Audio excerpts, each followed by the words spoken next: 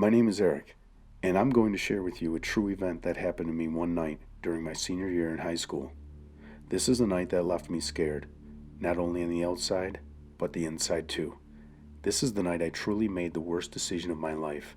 This is the night I decided to take a walk through the cornfield.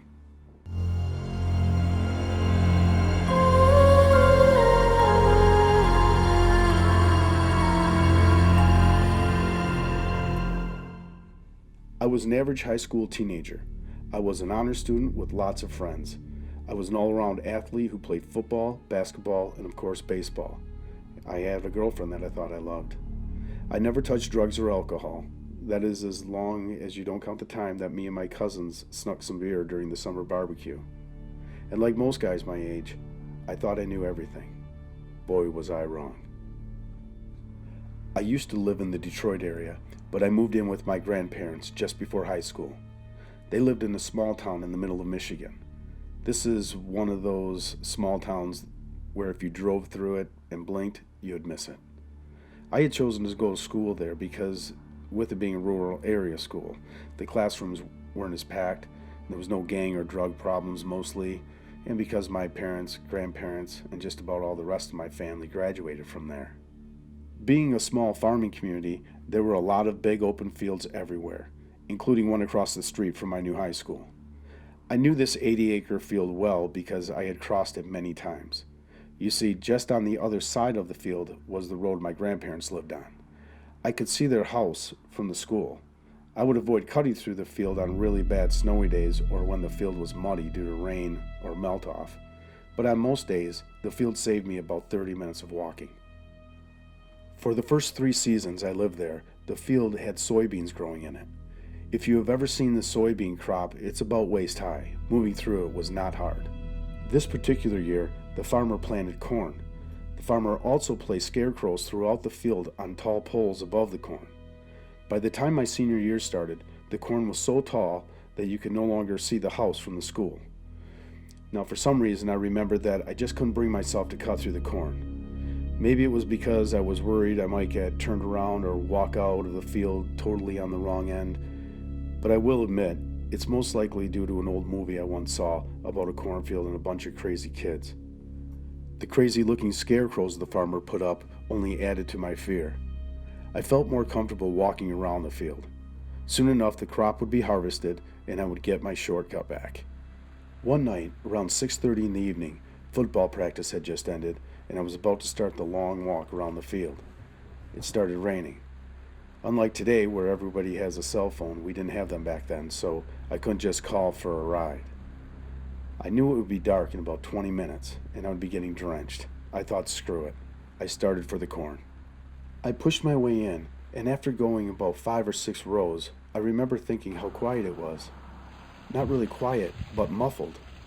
It was like sound didn't move. It stayed put. And when the wind blew through the stalks, it sounded like hundreds of soft whispers. I could also hear the pattering sounds from the raindrops all around me. I kept moving forward. The hardest part was stepping from row to row because the corn ran north and south and I was walking east. I had to push the stalks apart to get to the next row. After about 10 minutes or so, I remember thinking I've got to be halfway or more than that. That was when the nightmare started. To the north of me, I heard a loud crashing sound. My first thought was that it must be a deer. The area around here was lousy with them. I paused and just listened. The crashing sound stopped. I slowly moved ahead and looked north down the gap between each row to see if I could spot the deer. After another 20 rows or so, I spotted what I thought was a very large buck, standing 30 yards away. It looked to have its back to me. Daylight was fading fast, so the shadow was hard to make out. I reached slowly into my pocket and grabbed my keys. I had a small flashlight on the keychain. I clicked the button to turn on the light, and then froze. It was a scarecrow. It didn't move. I thought to myself the wind must have just blown it off the tall pole.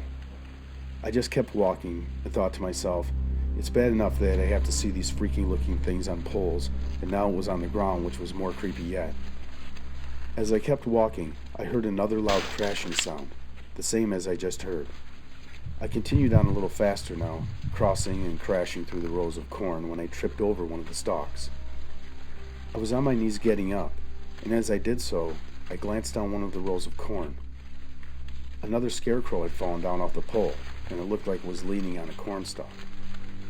I stood up and brushed myself off, glancing down the row. The scarecrow was gone. Right then, another scarecrow fell on the opposite side of me, about 20 feet away. I stared at it, and I swore that it moved. I turned to run away, and directly in front of me was one of them. The face appeared almost human-like, but the eyes, those eyes haunt my dreams every night. Their red glow made me feel like they burned right through me.